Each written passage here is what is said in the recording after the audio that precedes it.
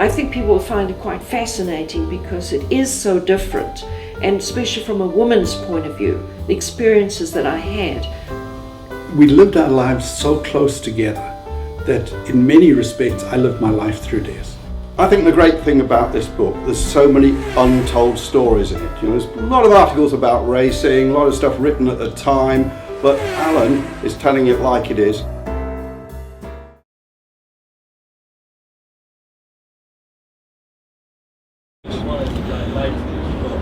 The first time I knew of Des's existence was when I went down to Brands Hatch for the 1000 Ks in about 1980, and John Webber told me that he had the best instructor he'd ever had at Brands, and did I have anybody lined up to drive with me? I said no. He said, well, extra starting money if you take my instructor. I said, you're on. Well, I go down to Brands Hatch, and there's Angela Webb and John Webb there, and another lady with them. So I say, hello John, give him a hug. Hi Angie, give her a hug. And Angie says, oh, this is your co-driver, by the way. May I introduce Desiré Wilson? And I was somewhat, well, I wasn't put out, I wasn't perturbed, but I was surprised that they were offering me a lady co-driver. But if she was the best instructor they've ever had there, she's obviously very good. I have subsequently discovered that she was not an instructor at all. She worked in the office. So Webb did pull a slight fast one.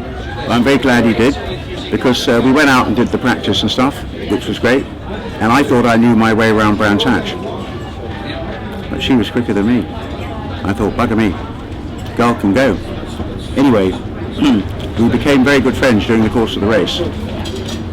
And the rest is really history, because very sadly Martin Raymond was killed, and so the race was stopped early.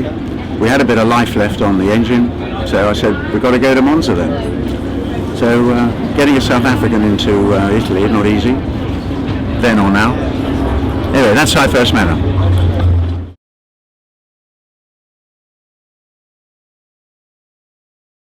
I would rate her as good as anybody else whom I ever personally drove with, and I would rate her ability ultimately to be as good as just about anybody else that I saw racing as well. There's always the exception. Jackie Hicks in the wet was exceptional, but I have to say I think Desiré was exceptional in the wet too. I think if Desiré had had the sort of works brakes that some of the better known drivers got, she would have definitely been up to the task without any doubt at all, because I think she had a great natural ability that had been encouraged by her family ever since she was a little girl. And I would put her as an infinitely more capable and natural driver than I am, and she's just the most excellent racing driver who happens to be a woman. That's all there is to it.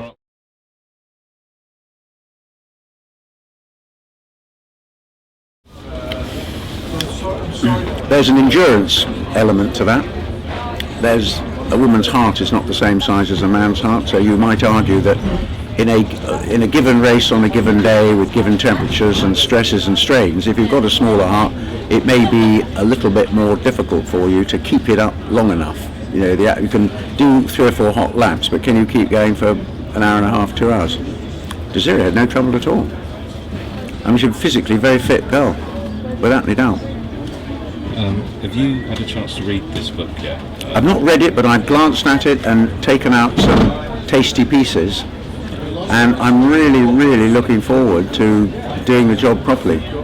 I'll start at the beginning and go right through. I mean, you must know some of the story anyway, and I mean... Well, I know the bit involving me, and I know what happened, where she went next, and I know about the story with the Tyrrell, and I know a little bit about her history in America, and she has undoubtedly made what I would consider to be a major contribution to the possibilities of women stepping up to the plate in a very male-dominated arena. And I would say that as part of her lifetime achievement, this story in this book is is indicative of just what women can achieve if they are that determined to do it, and they work at it, and they hone and train their own natural God-given ability, which is precisely what they're doing. In other words, focused completely. And I think it helps immensely when you have a very concerned and loving husband like her old chap, who's, let's face it, always been behind her in every conceivable way. And that's a very special thing for a guy to do, I think. Sometimes it's the other way round, but usually it doesn't happen at all. Okay, so would you recommend this book and story then? Bloody right.